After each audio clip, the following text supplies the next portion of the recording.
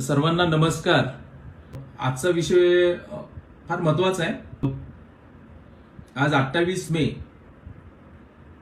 मासिक पाळी स्वच्छता दिवस. मला माहित असेल की लेखक शिवाजी सावंत यांचे शब्द होते की पराक्रमाचं मातृत्व पुरुषाकडे असते.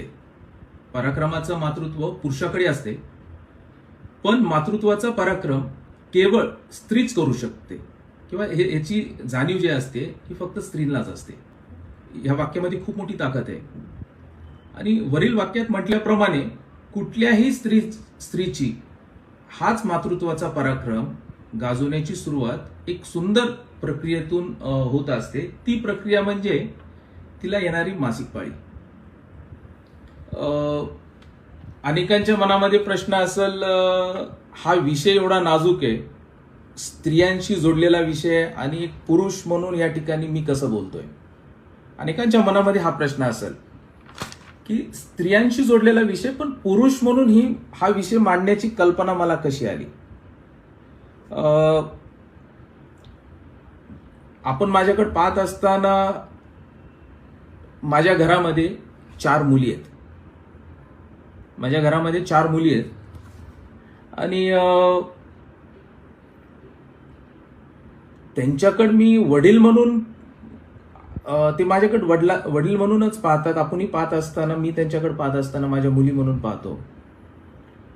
पण कधी कधी आपण आई म्हणून पण तिच्याकडे पाहायला पाहिजे असं वाटतं मला अक्का सतत म्हणतात की संभाजी, तू वडिलांच्याच भूमिकेमध्ये कायम राहणं हे गरजेचं नाही.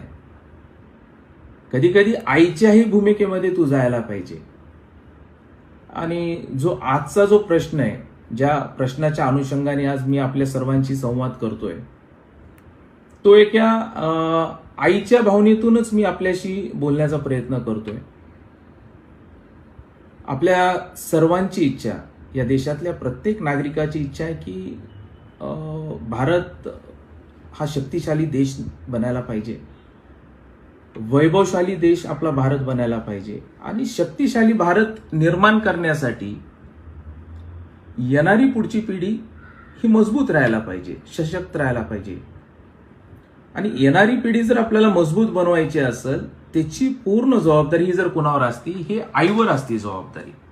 म्हणजे ज्या त्या कुटुंबातल्या स्त्रीवर ती जबाबदारी, प्रामुख्याने जास्तीची जबाबदारी ही स्त्रीवर असते. आणि त्या मातृत्वाची, त्या स्त्रीची काळजी घेणं, तिच्या मानसिकतेची काळजी घेणं, तिच्या आरोग्याच्या विषयाबद्दलची काळजी घेणं, ही जबाबदारी प्रत्येक पुरुषाची आहे. आणि ह्या भावनेतून आपण, जे आपल्यालाही माहीत असेल की जो रिसर्च झालेला आहे, जो अभ्यास झालेला आहे, ह्या अभ्यासाच्या माध्यमातून असं सांगण्यात आलेलं आहे की महिलांमध्ये 80% आजार हे ज्यावेळेस तिचं वय 10 असतं, 10 पासून 16 या 6 वर्षाच्या आत, ज्यावेळेस तिचं मेनिस्ट्रेशनची सुरुवात होतीये, मासिक पाळीची सुरुवात होतीये, या 6 वर्षामध्ये जर तिने तिची काळजी नाही घेतली किंवा त्याच्या बद्दलची तिला माहिती नाही असली, तर त्याच्यातून अधिक आजार भविष्यात होतात. कॅन्सर सारखे भयानक आजार स्त्रियांना समोर जावं लागतंय. अनेक पुरुष मंडळी इथं सोबत जोडलेले. मी त्यांच्याकडे पाहत असताना, बघत असताना माझी त्यांच्याकडे हीच भावना आहे की आपण, कुणी वडीलधारी असतील तर वडिलांच्या भावनेमध्ये आपण आपल्या आईच्या भावनेतून बघा, बहिणी आपल्या भगिनीकडे आपण या भावनेतून, की बाबा तिला भविष्यातली होणारी अडचण ही येणार नाही. आणि आम्ही सर्वांनी मिळून ज्यावेळेस हा प्रश्न समोर आला की मला अक्कांनी सांगितलं की म्हणजे ज्यावेळेस मुलीचं वय 10 ते 16च्या आत असतं, तिची काळजी घ्यायला पाहिजे. आणि ह्यासाठी आपण काही ना काही करायला पाहिजे. की समजा आजार जे असतात, त्यांना होणारे जे 80% आजार आहेत, हे जर टाळायचं असेल तर आपण काही ना काही विषय पुढे घ्यायला पाहिजे. ही चर्चा करत असताना माझी बहीण पण माझ्यासोबत होती, प्राजक्ता. ही आज मलाही पाहत असेल कदाचित, तिलाही माहीत नाही. तिने मला सांगितलं की भैया आपण मी चर्चा केली की हा महिलांचा विषय आहे, मी ह्याच्यावर कसं बोलायला पाहिजे, मी कसं ह्या विषयाच्या अनुषंगाने मांडणी करायला पाहिजे. तर मला तिने एक फार सुंदर शब्दात सांगितलं की भैया तू माझा भाऊ म्हणून तू पाहू नकोस. तिने मला प्रश्न विचारले, तू एकटा माझा भाऊ नाहीयेस. मला विचारले की तुझ्या जिल्ह्यामध्ये ह्या वयोगटातील किती मुली असतील. मग आम्ही थोडं माहिती घेतली, इकडनं तिकडनं माहिती घेतल्यानंतर जवळपास 2700 शाळा आहेत आपल्याकडं, सिनियर कॉलेजेस आहेत, आणि वयोगट म्हणजे 6वी पासून 12वी पर्यंत मुलींची संख्या काढली ते ही जवळपास 1,40,000 मुलींची संख्या निघाली.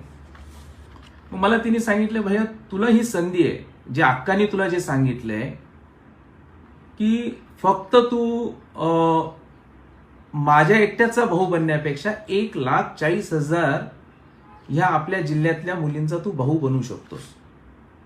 जसं तुला माझी काळजी आहे, बहीण म्हणून तू माझी काळजी घेतोस, तसं या जिल्ह्यातल्या मुलींची तू भाऊ म्हणून काळजी घेणं ही तुझी जबाबदारी आहे. आणि कुणी काय म्हणल की हा महिलांशी निगडीत विषय आहे किंवा यांच्याशी आपण कसं बोलायचं, ह्या विषयामध्ये हाच प्रॉब्लेम आहे म्हटले भैया. म्हणजे एक ती स्त्री म्हणून बोलत असताना तिचे शब्द मला आठवतात, अक्का म्हणून.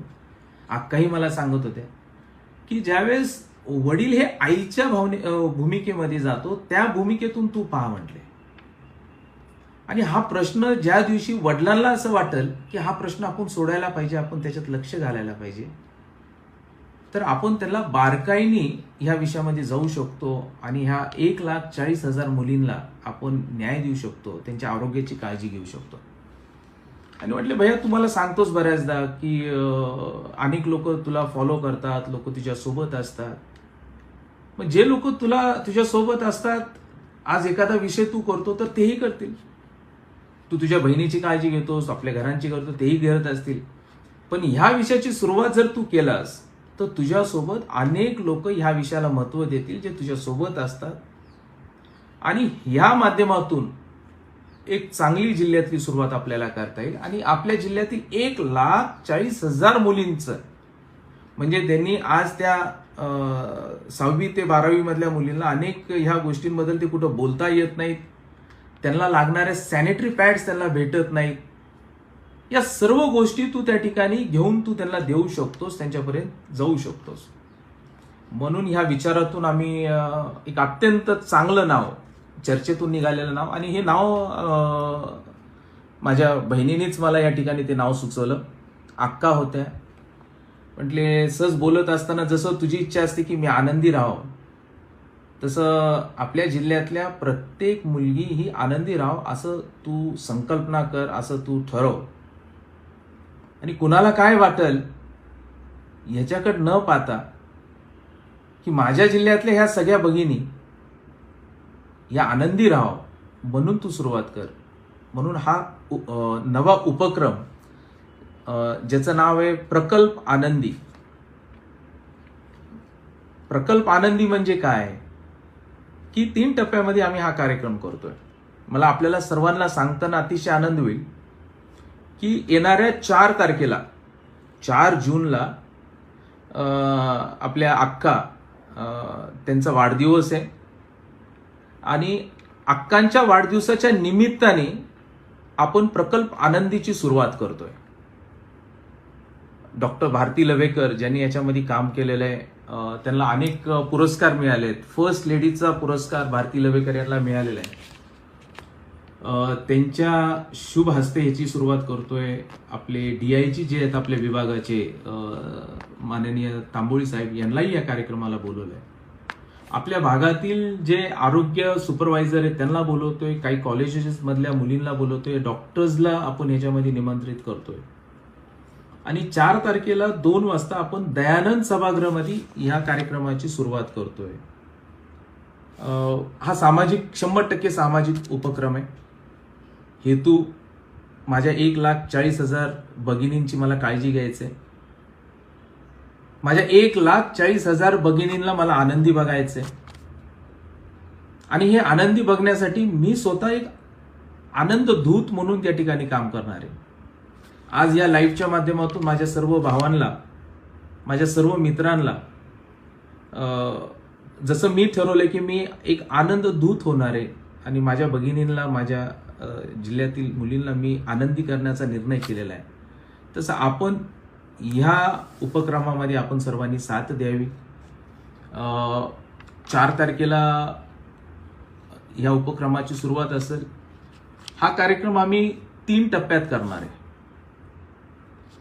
पहिले 3 महिने आम्ही अवेअरनेस, जनजागरण ह्याच्यावर वेळ देणार आहे. त्याच्यानंतर 3 महिन्याचं जनजागरणच्या कार्यक्रमाच्या नंतर आम्ही डिस्ट्रीब्युशन आणि लॉजिस्टिक, म्हणजे आमच्याकडे जी संख्या जवळपास एक पहिल्या टप्प्यामध्ये म्हणजे 2700 शाळा आहेत आपल्याकडे, त्यातल्या 350 शाळा, 318 शाळांमध्ये आम्ही डिस्ट्रीब्युशनची सुरुवात करणार आहे. म्हणजे 6वी पासून 12वी पर्यंतच्या मुलींना आम्ही फ्री ऑफ सॅनिटरी पॅड 6चं पॅकेट त्यांना आम्ही देण्याची सुरुवात करणार आहे. त्याच्यानंतर हा 318 पासून आम्ही 2024 पर्यंत ह्या सर्व 2700 शाळांपर्यंत आमचा प्रयत्न राहील की आपल्याला ह्या सर्व आमच्या भगिनींना फ्री ऑफ कॉस्टमध्ये आम्हाला हे पॅड्स, आम्हाला त्या ठिकाणी सॅनिटरी पॅड्स आम्हाला त्या ठिकाणी देता येतील, असा आमचा उपक्रम राहणार आहे. आणि 2024 पर्यंत हा उपक्रम जवळपास 1,40,000 मुलींपर्यंत जाईल. पहिल्या टप्प्यामध्ये पुढच्या 6 महिन्यामध्ये हा 24,000 मुलींना आम्ही फ्री ऑफ कॉस्ट, आम्ही पहिल्या टप्प्यामध्ये 24,000 मुलींना फ्री ऑफ कॉस्टमध्ये सॅनिटरी पॅड ज्या ठिकाणी त्यांनी असतात त्या ठिकाणी आम्ही देऊ. त्यापूर्वी आम्ही त्यांना या सर्व 2700 शाळांमध्ये किंवा 6वी ते 12वी पर्यंत प्रत्येक ठिकाणी जाऊन ह्याच्याबद्दलची माहिती, की मासिक पाळीच्या काळामध्ये काय काय काळजी घ्यायला पाहिजेत, कोणत्या गोष्टी आपल्याला करायला पाहिजेत, कशी काळजी घ्यायला पाहिजे, याच्याबद्दलची सर्व माहिती, आरोग्यविषयाच्या बद्दलची सर्व माहिती, ही माहिती पहिल्या 3 महिन्यात आम्ही देऊ. आणि हा उपक्रम सावकाश पुढे गेल्यानंतर 3ऱ्या टप्प्यामध्ये पहिल्या टप्प्यात अवेअरनेस, 2ऱ्या टप्प्यामध्ये डिस्ट्रीब्युशन आणि 3ऱ्या टप्प्यामध्ये सेल्फ सस्टेनेबल, म्हणजे आम्ही जे पॅड्स बाहेरून आणून पॅड्स दिले जाणार आहे, सॅनिटरी पॅड्स दिले जाणार आहेत, ते त्या तालुक्यामध्ये आपल्या ज्या बचत गट आहेत, गटांच्या माध्यमातून हे पॅड्स तयार करण्यासाठी आम्ही त्यांना प्रोत्साहन देणार, त्यांना आर्थिक सहाय्य देणार आणि आपल्याच भगिनींकडनं, आपल्याच गटांकडनं, बचत गटांकडनं हे पॅड्स आपण तयार करून घेणार आणि हे पॅड्स त्यांनाही त्या ठिकाणी रोजगार निर्माण होईल आणि ते पॅड्स नंतर मुलींपर्यंत पोच केलं जाईल. म्हणजे सेल्फ तिथल्या तिथं चेन आम्ही तयार करणार आणि ही कायमस्वरूपी, लातूर जिल्हा हा कायमस्वरूपी 6वी ते 12वी पर्यंतच्या मुलींची काळजी घेणारा, मला कदाचित वाटतं की महाराष्ट्रातला नाही तर देशातला हा पहिला जिल्हा हा करण्याचा संकल्प आम्ही केलेला आहे. हा प्रकल्प आनंदी आहे. एक छोटीशी सुरुवात करण्याचा प्रयत्न करतोय. एक वडील म्हणून नाही तर आई बनण्याचा प्रयत्न करतोय. ते कधी मातृत्व हे होऊ शकत नाही, पण किमान बनण्याचा प्रयत्न करतोय. आई म्हणून म्हणजे वडील म्हणून आमच्या मुलींकडे पाहण्यापेक्षा मी आई म्हणून पाहण्याचा प्रयत्न या प्रकल्पाच्या माध्यमातून करण्याचा प्रयत्न करतोय. कदाचित आपण सर्वजण आपण अनेकदा आपल्याला वाटत असेल की राजकीय विषयाशी आपण काम करतो, पण राजकीय विषयाशी काम करत असताना तरी आपली एक सामाजिक जबाबदारी आहे आणि या जबाबदारीशी आपण सर्वजण जोडले जायला पाहिजेत असं मला वाटतंय. आपण या निमित्ताने 4 तारखेला सर्वजण येताल. या नवीन प्रकल्पाला आपल्या शुभेच्छा राहतील. आनंदी प्रकल्पाला आपल्या सर्वांचा आशीर्वाद राहील. एक छोटासा जो प्रयत्न करतोय त्या प्रयत्नाला आपला पाठिंबा राहील अशी एक अपेक्षा व्यक्त करतो. आणि वैभवशाली भारत निर्माण करण्यासाठी, वैभवशाली पिढी निर्माण करण्यासाठी आपल्या मातृत्वाचं आरोग्य या निमित्ताने आपण त्याची काळजी घ्याल अशी एक अपेक्षा या माध्यमातून करतो. एक छोटीशी सुरुवात आहे. कदाचित मी भावनिक झालो असेल त्यामुळे मी अधिक या ठिकाणी मांडू शकत नाही, पण 4 तारखेला 2 वाजता जेवढ्यांना शक्य असेल आपण दयानंद सभागृहात या. आपला जिल्ह्यापासून सुरुवात करू. माझ्या जिल्ह्यातील माझ्या भगिनींना आपल्या भगिनींना आपण सर्वजण आनंदी करण्याचा प्रयत्न करू, एक एवढीच अपेक्षा सर्वांकडनं व्यक्त करतो आणि इथंच थांबतो. प्रकल्प आनंदी हा आपल्या सर्वांचा प्रकल्प आहे. धन्यवाद.